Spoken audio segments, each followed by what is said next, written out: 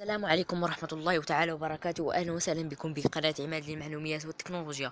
هذا الفيديو سنتطرق إلى كيفية أو طريقة تحميل لعبة كتافي سيتي من متجر بلاي بطريقة سهلة وبسيطة جدا، وهي سأحملها مجانيا. فنحن نعرف أن لعبة كتافي سيتي هي لعبة مدفوعة ويبلغ ثمنها 48.93 دولار. أنا سأحمل هذه اللعبة مجانا بطريقة سهلة وبسيطة. أولا يجب تحميل تطبيق أفن، سأقوم بوضع رابط أسفل الفيديو. الآن سأدخل إلى بلاي ستور، ثم سأضغط على سأقوم بكتابة كتافي سيتي. الآن اللعبة أمامكم الآن كتافي سيتي، سأقوم بكتابتها تماما كما أكتبها أنا، كتافي سيتي. عفوا، كتافي سيتي هي لعبة ممتعة. الآن سأقوم بالدخول إلى اللعبة. آسف، أنا قلت 48.99 دولار، هي يبلغ ثمنها فقط 47. الآن سأدخل إلى اللعبة. لعبة جميلة. سأدخل إلى أيقونة بارتاجي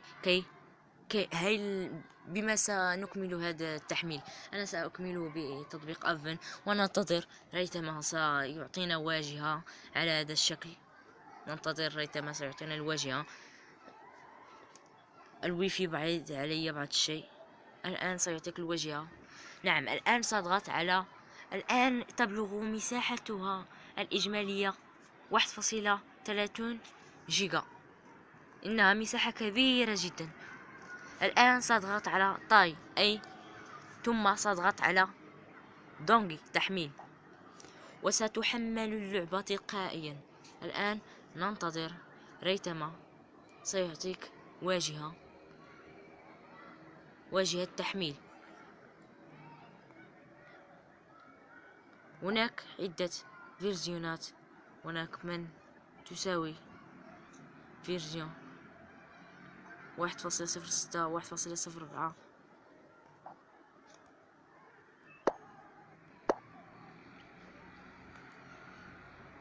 هل رأيتم؟ الآن قمت بالضغط على تحميل وستحمل الآن تلقائيا. نعم، الآن الويفي بعيد علي بعض الشيء. هل رأيتم الطريقة سهلة وبسيطة جدا؟ ستقومون بتحميل عدة ألعاب وعدة جوتيات بطريقة بسيطة، وهي أن تقوموا بتحميل هذا التطبيق. واسمه أبفن، تطبيق رائع جدا جدا جدا. الآن وصلنا إلى نهاية حلقتنا. إن تعجبكم الفيديو قوموا بلايك وباشتراك بالقناة ليصلكم جديد، فنحن بحاجة إلى دعمكم. والسلام عليكم ورحمة الله تعالى وبركاته.